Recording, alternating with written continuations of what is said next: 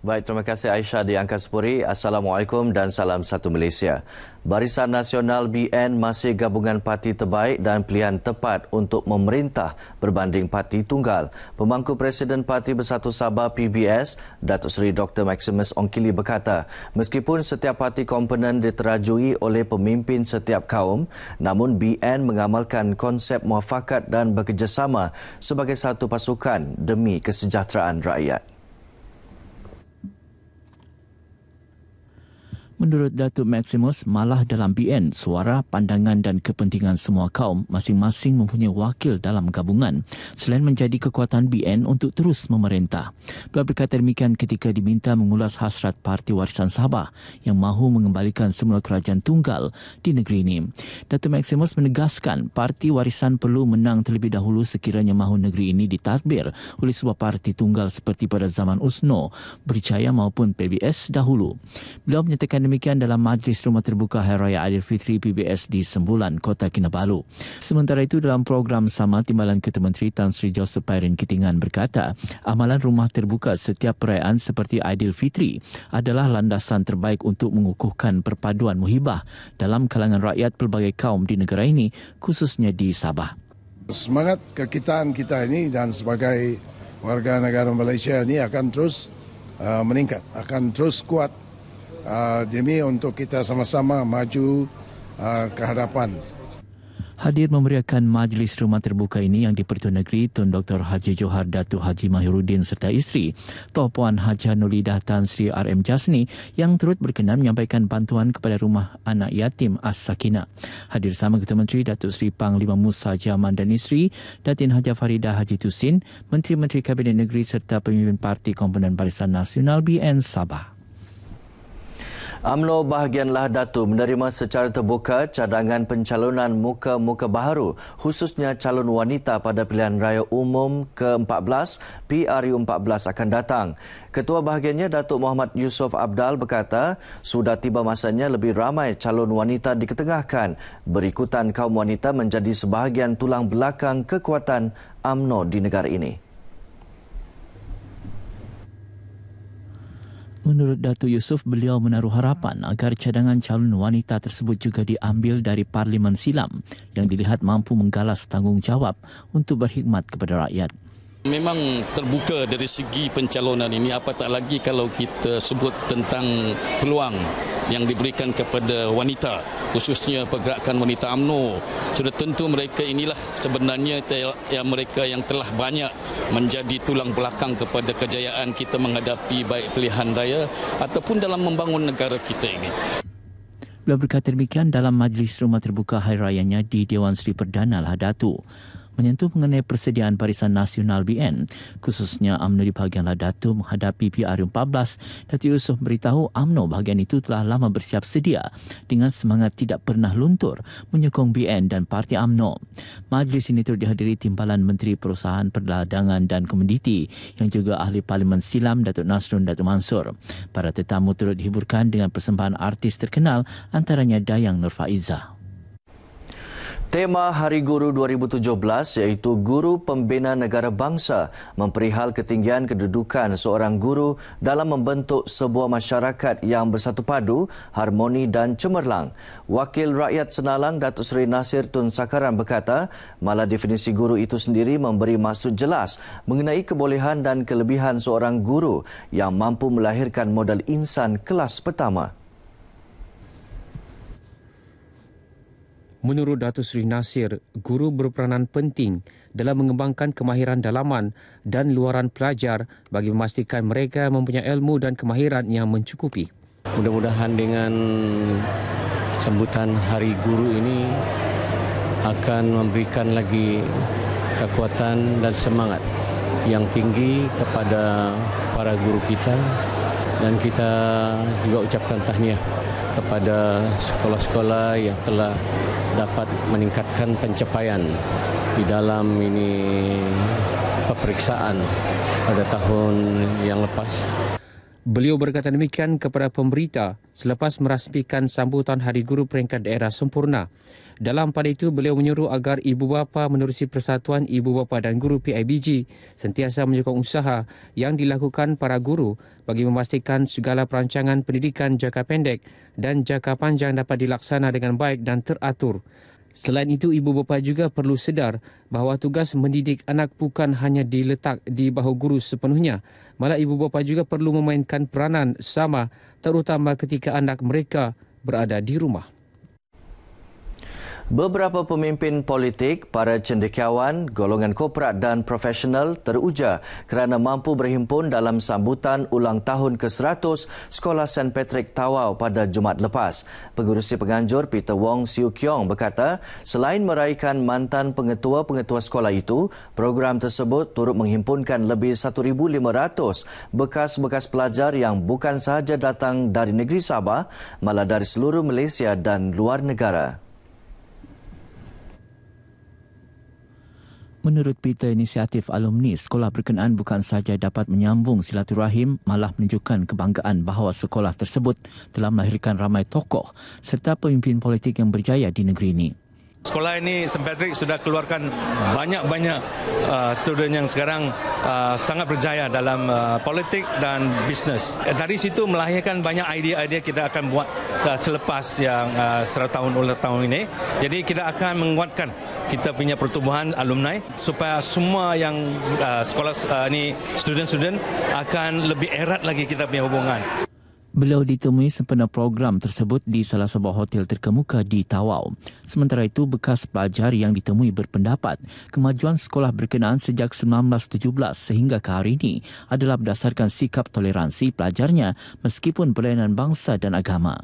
Tidak ada masalah sama sekali tentang kami di Tawau ini. Kerana kami bersatu padu lah. Jadi satu Malaysia ini bukan barulah di Sabah ini. Dari dulu lagi. Walaupun kita kadang-kadang bergaul dengan bangsa-bangsa lain. Tapi ini adalah macam saudara kami semua. Mereka pun sangat teruja dan komitmen mereka sangat tinggi. Ada yang daripada overseas, Taiwan, US, New Zealand, Canada.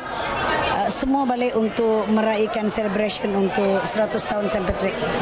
Pelbagai acara diadakan sempena majlis ini yang turut dihadiri bekas-bekas pelajarnya yang terdiri daripada beberapa pemimpin negeri, antaranya Menteri Belia dan Sukan Datuk Taufik Abu Bakar Titingan, Menteri Pembangunan Masyarakat dan Hal Ehwal Pengguna Datuk Jainab Ahmad Aid, Timbalan Menteri Pendidikan Tinggi Datuk Mary Yap Ken Cheng serta Ketua Setiausaha Politik kepada Ketua Menteri Sabah Datuk Nizam Abu Bakar Titingan. Seramai 89 siswa Institut Pengajian Tinggi Awam dan Swasta menyertai misi sukarelawan Yayasan Sukarelawan Siswa ASEAN ke Beaufort, Sepitang dan Nabawan bermula Sabtu lepas hingga 23 Julai ini. Program turut disertai sukarelawan dari Singapura, Indonesia dan Sudan serta siswa Malaysia yang menuntut di United Kingdom.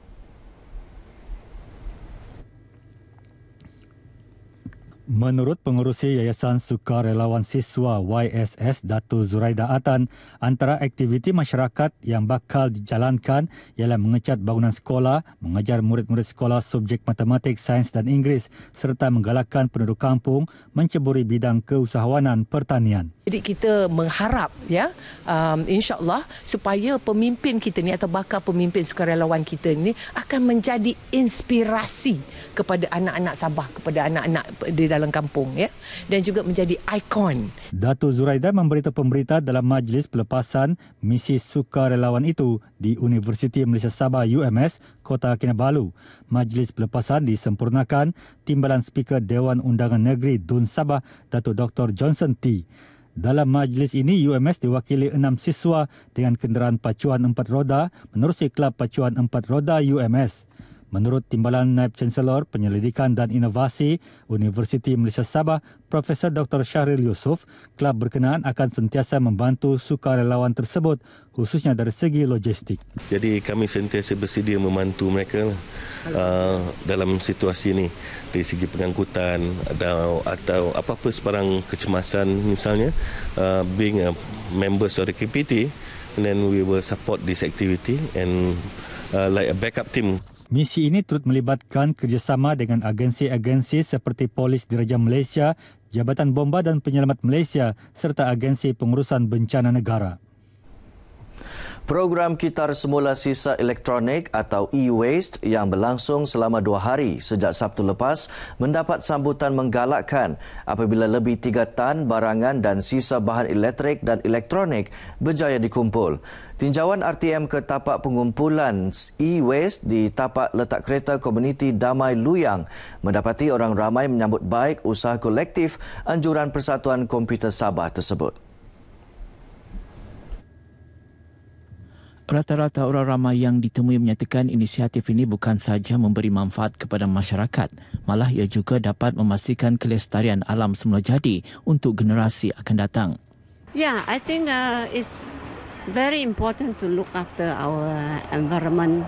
You can see so many fish or living things have been dying, and also the sea has been very much polluted. So sharks and also many living things, the green turtles, right, all died out.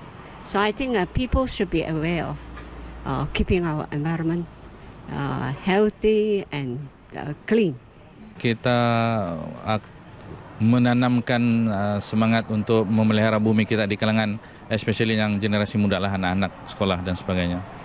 Sementara itu, Pengerusi Penganjur Datin Nurul Umairah Chong beritahu program berkenaan penting untuk meningkatkan kesedaran masyarakat mengenai kaedah yang betul untuk melupuskan sisa bahan elektrik maupun elektronik.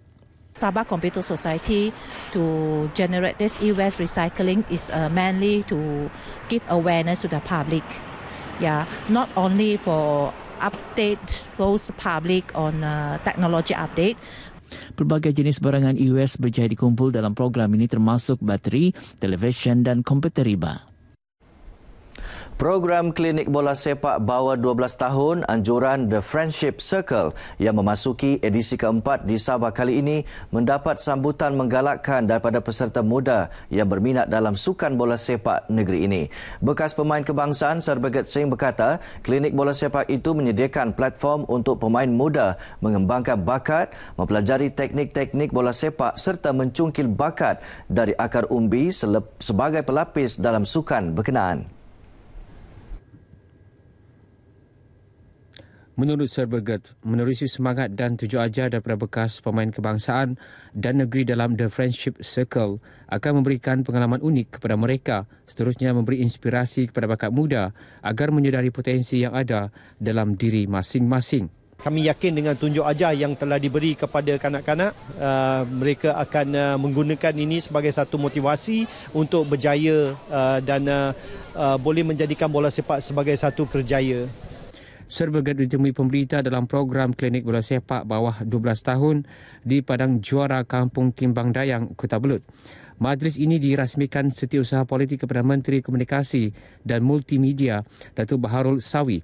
Sementara itu, seorang lagi bekas pemain kebangsaan merangkap pengarah program klinik bola sepak bawah 12 tahun, Matlan Marjan, berharap program berkenaan akan diteruskan kerana ia memberi ruang kepada bekas pemain kebangsaan menyumbang baki dalam sukan bola sepak. Program ini memang amat baik untuk pemain-pemain muda, budak-budak sekolah kita. Jadi kita harap program sebegini akan berterusan daripada bermulanya di sini Kota Belud, dan saya harap lain-lain daerah di negeri Sabah akan melaksanakan program sebegini sebab kita bekas-bekas pemain kebangsaan sebetulnya dan juga bekas pemain negeri sentiasa membantu demi pembangunan bola sepak di negeri ini.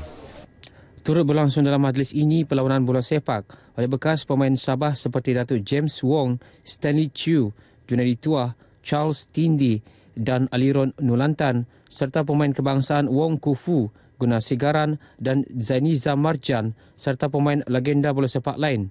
Lebih 1,000 orang hadir menyaksikan acara berkenaan.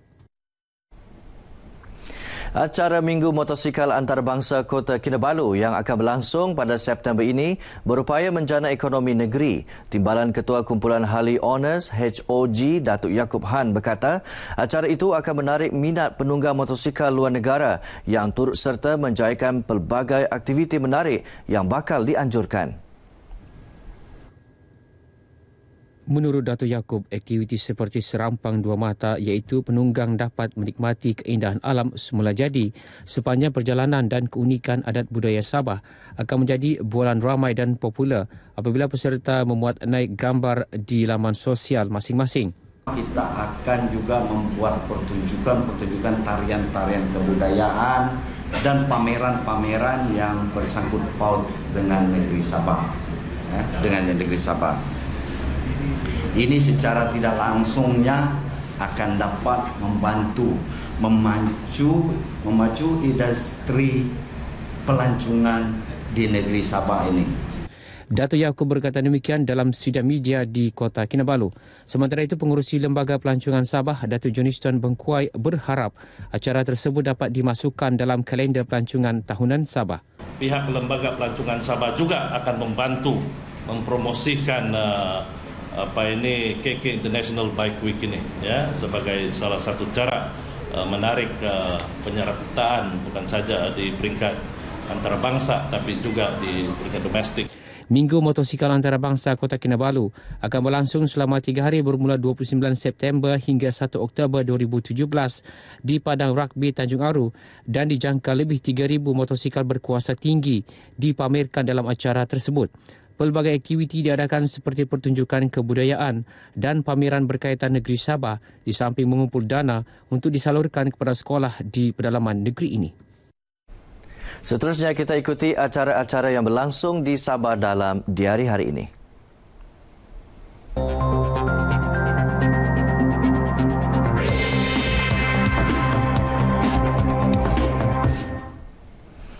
Ketika ini berlangsung Majlis Anugerah Perkhidmatan Cemerlang APC sambutan Hari Guru Peringkat Daerah Tuaran 2017 di Shangri-La Rasaria Resort Tuaran. Dan akhir sekali pada pukul 10 pagi berlangsung Majlis Hari Raya Angkatan Pertahanan Malaysia APM di Pejabat Daerah Menumbuk. Baiklah saudara, paparan tadi mengakhiri bahan berita dari Sabah untuk pagi ini. Kembali kepada Aisyah di Angkasa Puri. Silakan.